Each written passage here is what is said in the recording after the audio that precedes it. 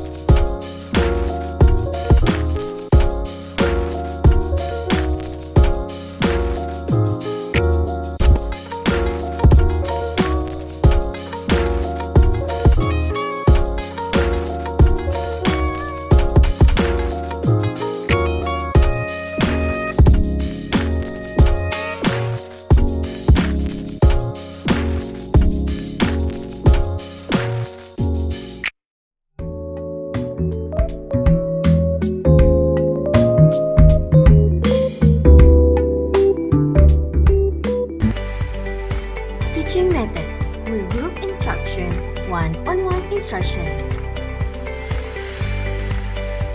Whole group instruction. Small group instruction usually follows whole group instruction and provides students with a reduced student-teacher rating, typically in group of 4 to 6 students. Small group instruction allows teachers to work more closely with each student on a specific learning objective. Reinforce skills learned in whole group instruction and check for student understanding. Advantage and disadvantage for whole group instruction. Advantage: lessons are adapted to each student's level.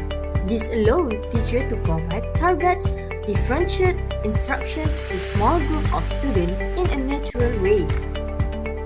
Disadvantage: students might feel pressure to always be involved, always contributing to lesson, and always taking some kind of role in group work. One-on-one instruction. Teacher-centered methodology is based on the idea that teacher has the main responsibility in the learning environment. Teachers are in charge of the classroom and direct all activities. Typically, in this approach, students are sit at individual desks that face the teacher. One-on-one instruction, advantage and disadvantage. Advantage: it highlights the importance of the teacher's role as facilitator.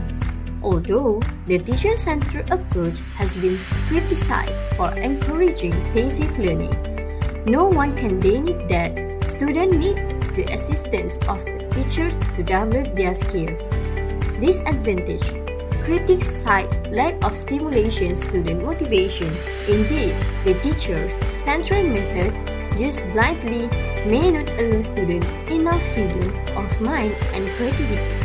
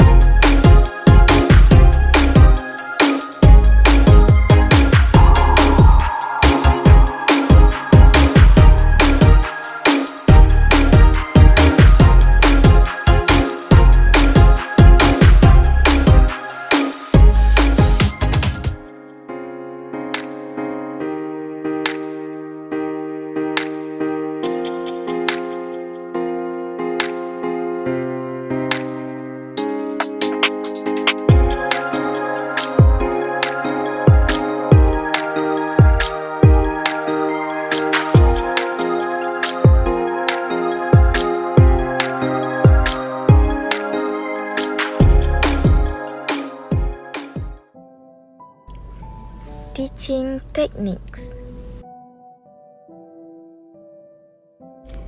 Modeling. Demonstrate desired behaviors, problem-solving strategies, and communication skills for children to observe and emulate. This can be done through various methods such as verbal explanation, physical demonstration, or multimedia presentation. For example, a teacher might model how to solve a math problem step by step and explain each step along the way. Demonstration involves showing students how to perform a specific task or use a particular technique. This can be done by a teacher or by a student volunteer. For example, in a class, the teacher might demonstrate how to conduct an experiment or use a piece of equipment safely and effectively.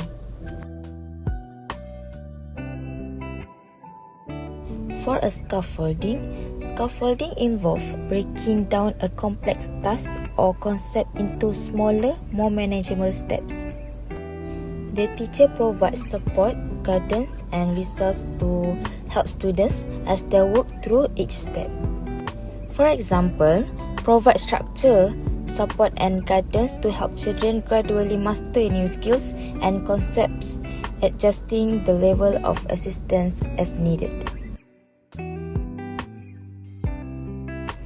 Last, support. Support refers to the assistance and resource provided to students to help succeed academically and emotionally.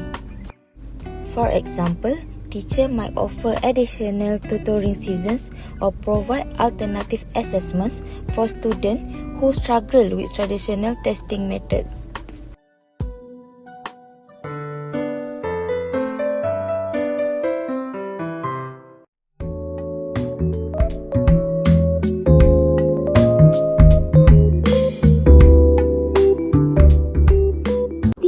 Strategies for early childhood education. Classroom management. Definition of classroom management. This refers to techniques and strategies that teachers use to create and maintain an organized, productive, and respectful learning environment. It involves establishing clear rules and expectations, fostering positive relationships, and implementing practices that encourage appropriate behavior and engagement among students. Effective classroom management aims to minimize distraction, maximize instructional time, and create a supportive atmosphere that all students can thrive academically and socially. For the first point, it's about creating a positive and nurturing environment. Emotional safety. Ensure that students feel free to express their thoughts and feelings without fear or ridicule or punishment. This involves creating a culture of empathy and understanding. Second, positive relationships. Building strong, respectful relationships between teachers and students as well as among students themselves.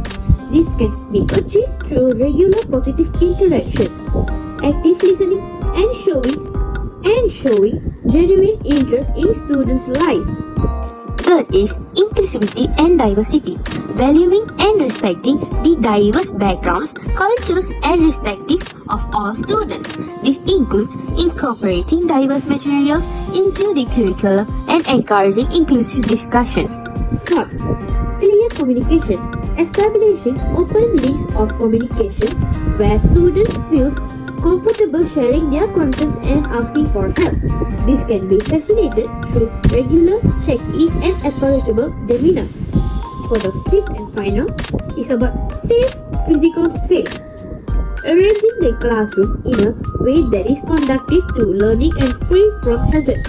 Ensuring that the physical environment is welcoming and comfortable also plays a significant role in creating a positive atmosphere. For the second slide is about establishing clear rules and expectations. For the first one is about consistency. Apply the rules uniformly and consistently to all students. Understand that the rules are fair and that everyone is held to the same standards. It should build trust and respect in the classroom. Second is about Positive reinforcement, recognizing and reward adherence to the rules. Positive reinforcement such as praise, reward or privileges encourage students to follow the rules and reinforce good behavior. For the third is about clear consequences. Establishing and communicate the consequences for breaking the rules. Consequences should be appropriate, fair, consistently enforced. Students should understand the link between their behavior and the resulting consequences. For the fourth, modeling behavior. Teachers should model the behavior they expect from students. Demonstrating respect, punctuality, and preparedness sets a positive example for students to follow. For the fifth, review and adapt. Periodically review the rules and expectations with the class to ensure they remain relevant and effective. Be open to making adjustments based on feedback and changing classroom dynamics. For the third and final slide is about promoting positive behavior management strategies. For the first one is about positive reinforcement. Acknowledge and reward positive behaviors to encourage their reassurance. This can include verbal praise, tangible rewards such as stickers or extra recess time, and other incentives that motivate the students. For the second point is about clear and consistent expectation. Clearly communicate behavior, expectations, and consistently enforce them. This helps students understand what is required of them and creates a sense of fairness and stability in the classroom. For the third point, proactive strategies. Estimate and prevent misbehavior by creating an engaging and structured classroom environment. This can include designing interesting lessons, establishing routines, and providing clear instructions. The fourth point, restorative practices. When a misbehavior occurs, use restorative approaches that focus on repairing harm and restoring relationships rather than purely punitive measures. This can involve conflict resolution, peer mediation, and reflective discussions. For the fifth point, positive relationships. Build strong, positive relationships with students. Show interest in their lives, listen to their concerns, and provide support. Positive relationships can reduce the likelihood of misbehavior and promote cooperative classroom atmosphere. Thank you.